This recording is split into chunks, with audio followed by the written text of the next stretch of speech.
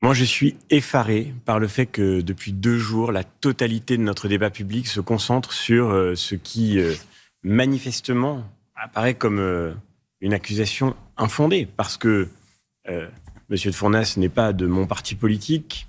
Je n'aurais pas employé l'expression qu'il a utilisée lorsqu'il a dit qu'il retourne en Afrique. Je ne m'exprimerai pas comme ça sur un sujet aussi délicat que les questions migratoires. Il faut, je crois, accompagner son propos d'un raisonnement étayé.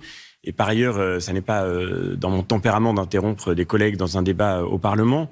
Mais enfin, on ne peut pas nous faire croire, à la lecture du compte-rendu, on ne peut pas nous faire croire que ce député parlait de son collègue. Mais qu'il parle de son collègue ou des bateaux de migrants, pour vous, ce ne sont pas des propos racistes. Ça fait une énorme différence parce que, comme l'a dit Bruno Retailleau dans un texte qui a été l'occasion pour lui de revenir sur ce sujet, qui est un sujet fondamental, si on dit que des migrants illégaux doivent retourner là d'où ils sont partis, ça n'est pas raciste. Si on n'a plus le droit de dire ça, c'est qu'en fait, on n'a plus le droit de se doter d'une politique migratoire. Or, c'est ça le fond. Plutôt que de se concentrer sur que la phrase ait été malheureuse, évidemment, on en convient, le parlementaire en question a accepté la sanction, il faut maintenant passer à autre chose. Je comprends que certains aient entendu la phrase initialement comme une interpellation de son collègue, auquel cas cette formule aurait été scandaleuse. Mais de fait, la question qui nous est posée aujourd'hui, c'est que pendant qu'on se concentre sur des questions de conjugaison et de grammaire depuis 2 jours,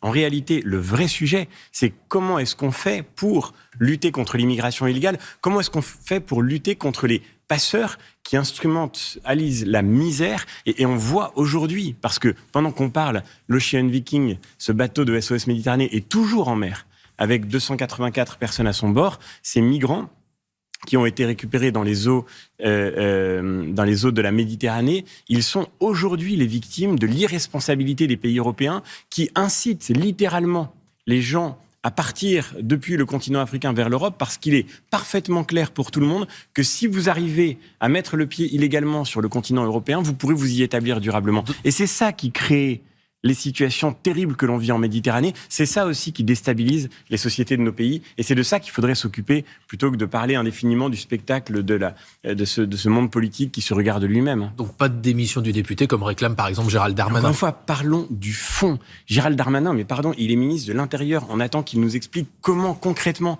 il compte permettre de lutter contre l'immigration illégale. On va en parler dans un instant.